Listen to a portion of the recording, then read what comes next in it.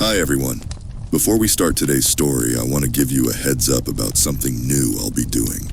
At the end of the video, stick around because I'll be reading out some of the comments from the Reddit post about this story. I thought it would be cool to share what others said, and as usual, thank you message to the author. The house is burning. Only 2 of us made it out. There were 6 at the start of the evening. 7, I suppose. That was the entire problem. I don't know when the 7th arrived.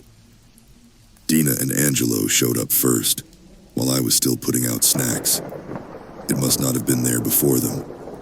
I recall them being the first. It can't hide in nothing. Kay showed up next. I know she was alone because I've been trying to figure out the right time to ask her out. If she'd brought someone, I definitely would have noticed. When Christoph and Marina got here, Angelo called out, "It's about time you 2 made it." He specified 2, I remember that. That's 5 arrivals, and of course I was there all along. Maybe the door was opened at some other point. It might not matter now that it's all over. I feel like it does, though. I need to understand what happened. I owe it to my friends. We were playing cards when we noticed. It was a 6-handed game, and Angelo was dealing piles in front of each player. 1, 2, 3, 4, 5, 6, and the 7th to himself. "You've got too many piles," Dina said. Angelo looked at the table in confusion. There were cards in front of each of us. There were 7 separate stacks. Weird. "I don't know what happened there," he said, gathering up the cards. He dealt them out again. 1, 2, 3, 4, 5, 6. 1 to each person, but he had not yet put a card in front of himself. With a nervous chuckle, Angelo said, "Okay, what am I doing wrong? 6 of us, yes?" We all agreed. There were clearly 6. "Everyone put your hand on your card," he said. All 6 cards were covered. Angelo still did not have one. "All right, one more try," said Angelo.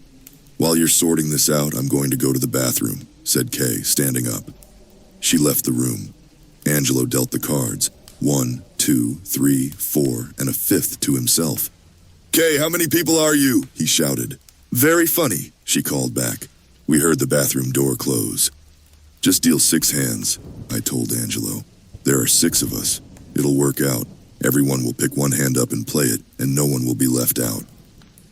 "You'd really think so," he said. "But why was I getting to 7 before?" "You're bad at math," Dina told him. "Better not let you keep the score," Christoph chimed in. Kay's chair was scooted back up to the table. Angelo dealt the cards. There were 6 hands this time. Everyone picked 1 up. No one was left out. "Weird," said Angelo, shaking his head. Despite the rocky start, the game went well. Christoph won. So as punishment, we sent him to the kitchen to fetch more drinks. Just after he disappeared into the other room, I heard a startling noise. A sort of quick choking gasp followed by a loud bang. I was just getting up to see if he was all right when the wine was brought to the table, and I busied myself pouring everyone a fresh glass instead. I noticed that Kay's glass was still untouched from earlier. "Hey, where's Kay?" I asked. "She went to the bathroom," said Dina. "What, again?" "I guess."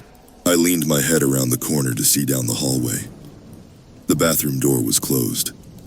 I supposed Marina was right. "Shall we deal another hand?" I asked. "As soon as Christoph gets back," said Marina. I looked around. Christoph wasn't here. "Where did he go?" "The kitchen," said Marina. "The wine didn't bring itself in here," I pointed out, "and all 5 of the new glasses have been moved." Marina gasped. "Are you suggesting that someone is drinking Christoph's wine?" We all laughed. I did wonder where Christoph was, though. And Kay, for that matter. She'd been in the bathroom for a very long time. She couldn't have been, though. We'd played the game 6-handed. She must have been here. Maybe she just wasn't drinking. "Quick round of spades while we're waiting for those 2 to get back?" asked Angelo, dealing out the cards. "You've dealt 5 hands," Dina pointed out. Angelo slammed the cards down on the table. "Okay, something is going on here. Everyone, hold hands." We all looked at him quizzically, but he was serious. We reached out and took each other's hands, forming a circle around the table. "Now in order. Everyone say the name of the person to your left." My name was said. I looked left and said Marina, Dina, Angelo, and I'm next to Scott. Angelo said, nodding at me. Wait, I objected. My name was already said.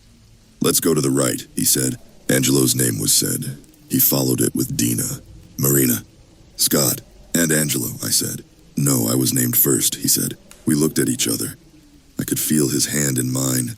I could see him next to me. Look at the table, Angelo said. Why is there an extra glass of wine in between us? Let's take a photo, said Marina. Then we can see everyone at once. She put her phone on the table.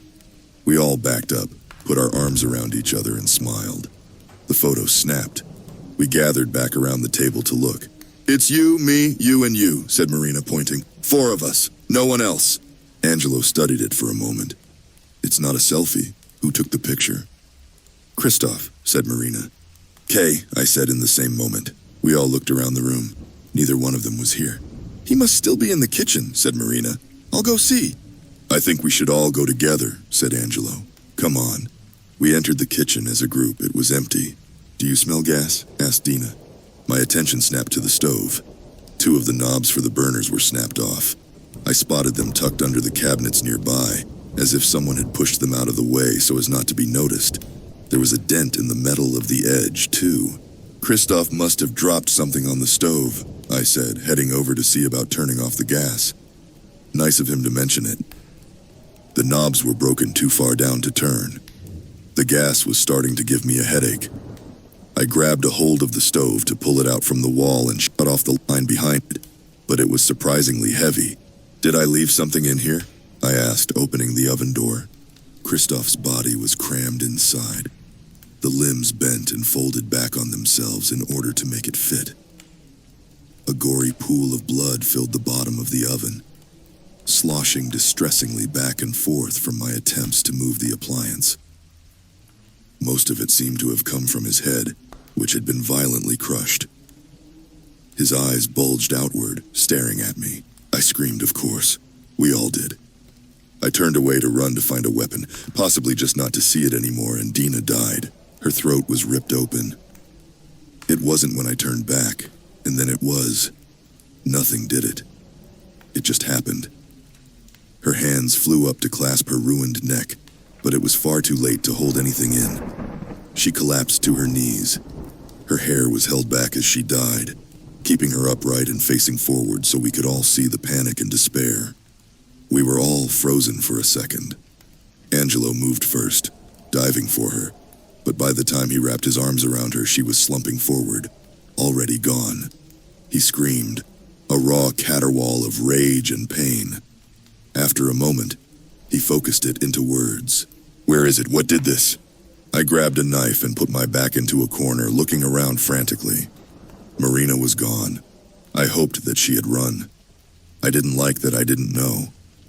It's been here all night, Angelo hissed. Among us, playing with us. Where's Kay? Where has she been all night? The bathroom, I thought. But I pictured Christoph's broken body in the oven, and I knew that I did not want to open the door to check. Angelo continued his rant, his voice cracking in his fury. We can't see it. We can't know about it. You and I thought we were holding hands when it was between us.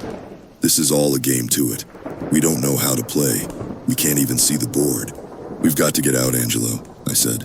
It's not safe to be in here. Even without whatever's happening, the stove's still leaking gas. It is, he said, and his voice was suddenly eerily calm. Everywhere. And you know that's an awfully good way to deal with something you can't see. What are you doing, Angelo? He fumbled in his pocket and pulled out a lighter. The back door's right there, Scott. Run and close it behind you. Don't stop running when you're outside. Angelo, I'm sorry about your house, Scott. Run. I took a step toward him, but he pulled the lighter in toward his body. Go. If you don't go now, I'll do it while you're still in here. I probably ought to anyway. It's a better way to be sure. He flicked the lighter. It sparked. I fled for the door. Behind me, I could hear him flicking the wheel again. I made it outside before the kitchen exploded. I had my hand on the knob, pulling the door shut, when a roar of heat and light slammed the door closed and flung me down the stairs onto my back lawn. The windows erupted in gouts of flame, pelting me with burning hot glass. I scrambled along the grass, desperate to get further away. My back was burning, and I rolled to put it out. The house is clearly a loss, but I called the fire department anyway. I didn't know what else to do. I don't know what I'll tell the police when they find the bodies inside. I don't even know how many they'll find. If Angelo got it, whatever it was, then there'll be at least 4 bodies. Him, Dina, Christoph, and the other. Probably 5, assuming it got Kay early on. Maybe 6, if Marina didn't make it out. One of them must have, though. I'm not alone out here. My hand is held tightly as I watch the house burn. Wow, that story really got under my skin. Thanks to the author of the story, Mr. Micah Edwards. And check out author other work. Link in description. The slow buildup of dread as the friends realized something was off. The horrific deaths of Christoph and Dina. And that chilling ending with the house engulfed in flames. It's the kind of haunting tale that's going to stick with me. Let me know your thoughts on this one down in the comments. Were you as creeped out as I was by the implications that some unseen entity was toying with them the whole night? The way it seamlessly inserted itself amongst the group without anyone noticing is absolutely chilling to think about. And Angelo's drastic decision at the end, while extreme, I can understand the sheer desperation that drove him to those actions against something they couldn't even perceive. Now time for some Reddit post comment. 1. Look in the direction of what is holding your hand. Let your eyes lose focus. Concentrate on not what you see, but what you feel. The hand in yours. And let touch bring you the truth. 2. This is... Wow. I'm glad you made it out. 3. I reread this to see if I missed anything during the first read, and I noticed something. After Kay went to the bathroom, you wrote that her chair was pushed back up to the table and the card game began. That doesn't seem right, because right before that you heard the bathroom door close. You never said that you heard it open before Kay's chair was pushed back up to the table. Was Kay's chair between your chair and Angelo's chair? Author commented, I think that's right. I think it's impossibly quiet when it wants to be. 4.